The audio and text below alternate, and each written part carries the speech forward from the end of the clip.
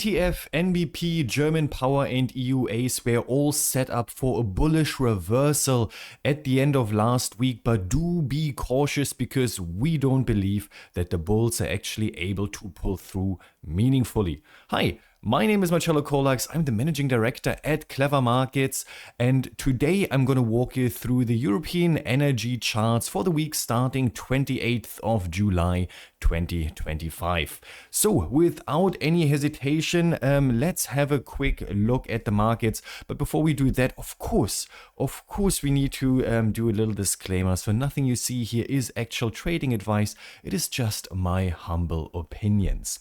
So this is what our Clever Markets clients are getting this morning on Monday. We see that the TTF and NBP front month and front season are still looking fairly bearish. The German power markets are rather neutral at the moment, as are the EUAs. So we are almost there, but we are not quite ready yet for a bullish reversal. Brent remains neutral. Nothing has changed there for quite a few weeks. Henry Hub and JKM, however, are still bearish. Now, what I definitely want to point your attention to is the results of this week's TTF sentiment poll.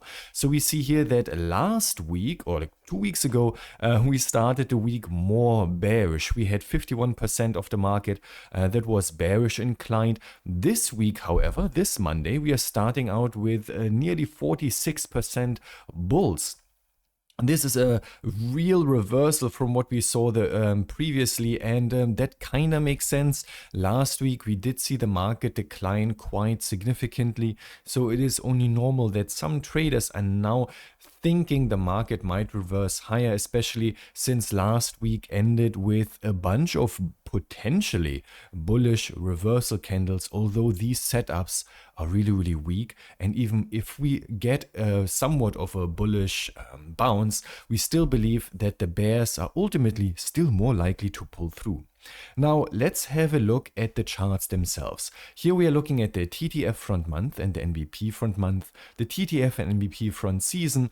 We have EUAs, German Power, Henry Hub and Brent. So all these markets effectively ended last week. Here we have to really zoom in with a harami candle or a spinning top. Or here, another, there you go, almost like a spinning top slash harami slash hammer. We don't quite know, but we do see small body and long lower wick, no matter how we define it.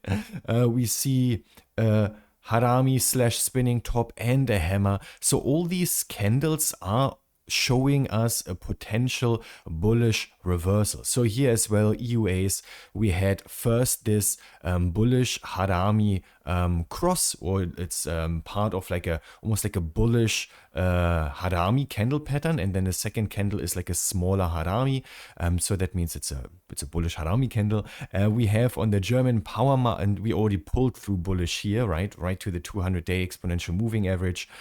Here, note quite a bullish fresh candle there on the German power markets, but on the Henry Hub you can see we have an inverted hammer. We do have a harami and a little bit of nothing here. So all these candles show somewhat of bearish exhaustion. And like, let's zoom out a little bit. That makes complete sense because we had 1, 2, 3, 4, 5, 6. We had like 2 weeks of almost like a near constant decline, just one red candle after another.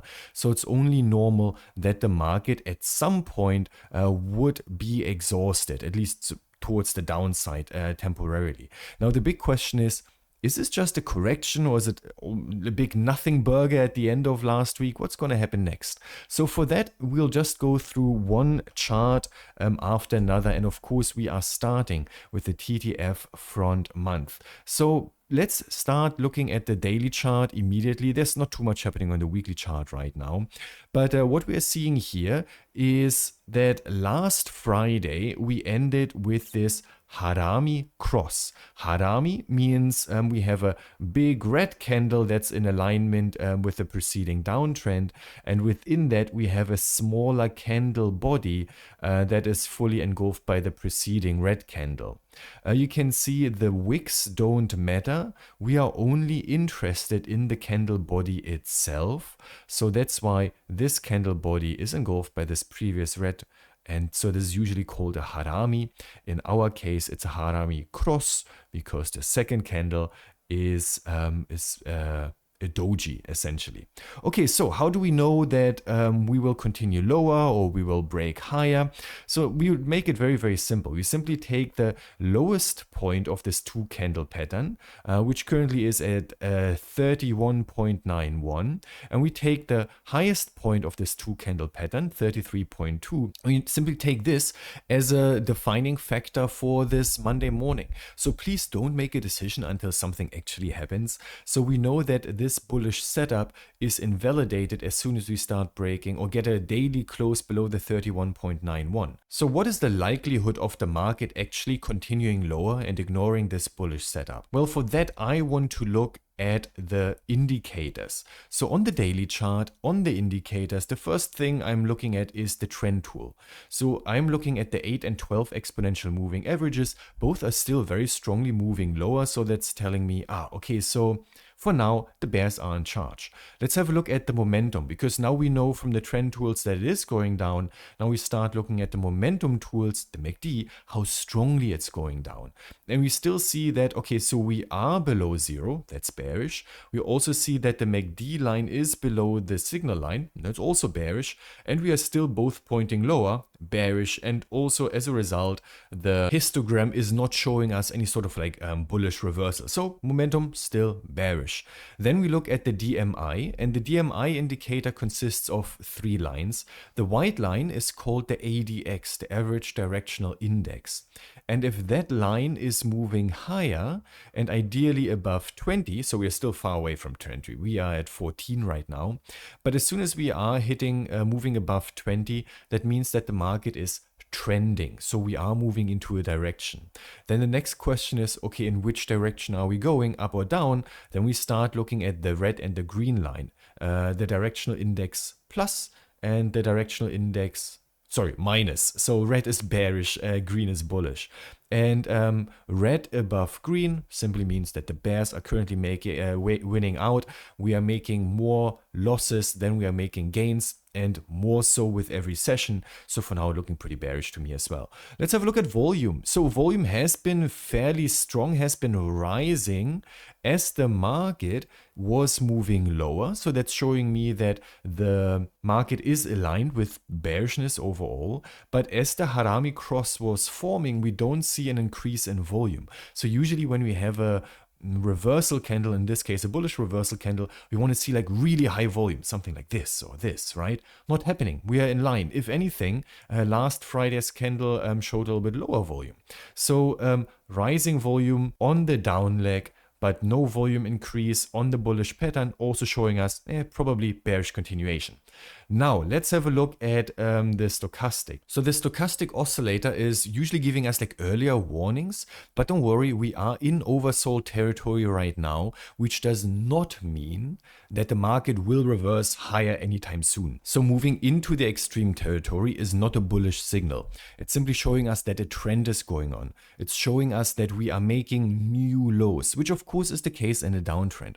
So don't think that moving into the extreme territory means we have the market will immediately reverse, right? The bullish reversal signal would only come if we were to push above oversold territory above 20. Not happening right now.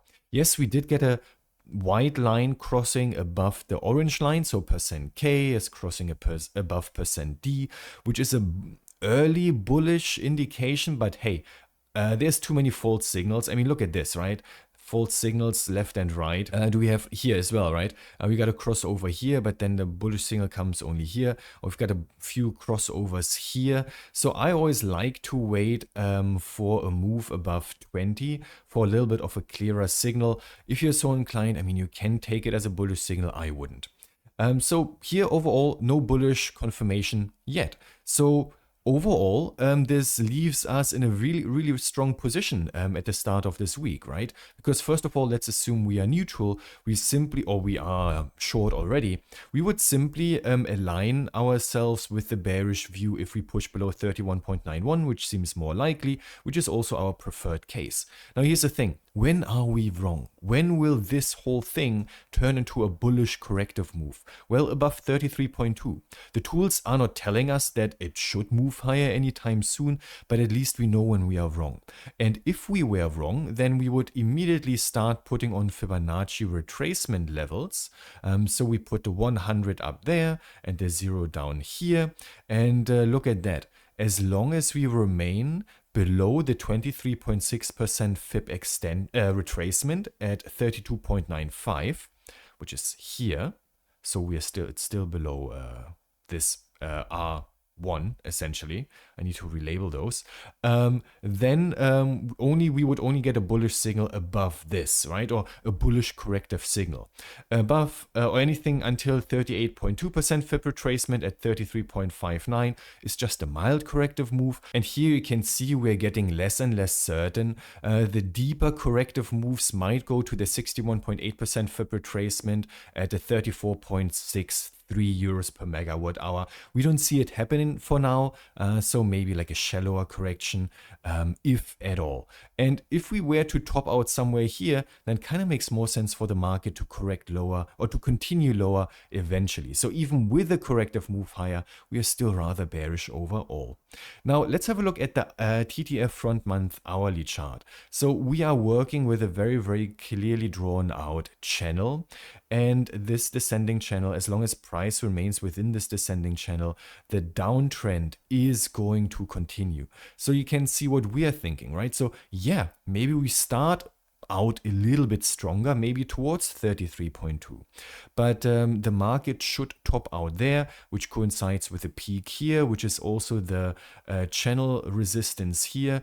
Ultimately, we are more likely to continue lower, and that is simply shown in the trend momentum tools on the higher level charts, on the daily charts, still looking rather bearish. So here's the thing. We would see the market move on the lower level charts first, so on the hourly chart. And they give us the first signals for maybe more of a bullish stance on the daily chart, so that we are analyzing the market top down from the higher level chart to the lower level chart, but the prices move first from the lower level chart to the higher level chart, right? And this is super important because it's showing us that if the daily chart is still rather bearish, that means on the hourly chart, this is more likely to be just a correction, this tiny up move. But if we start breaking above this channel on the hourly chart, then it's a sign for our daily chart to be correcting higher more significantly. Does it make sense? I hope so. If not, let me know. All right, so this was all for the TTF front month. It is looking mostly bearish, and even with a small corrective move higher, we are still more likely to continue lower eventually. And that is all for today. So all markets look like they do have a bullish setup, but overall the preferred direction is still lower eventually. So my name is still Marcello Colax. Find me on LinkedIn, subscribe to me, follow me if you are not doing that already. If you do have any questions, get in touch, hello@clevermarkets.com. And of course, do check out our website, clevermarkets.com. Everyone, have a good start into the week. See you around, and bye-bye.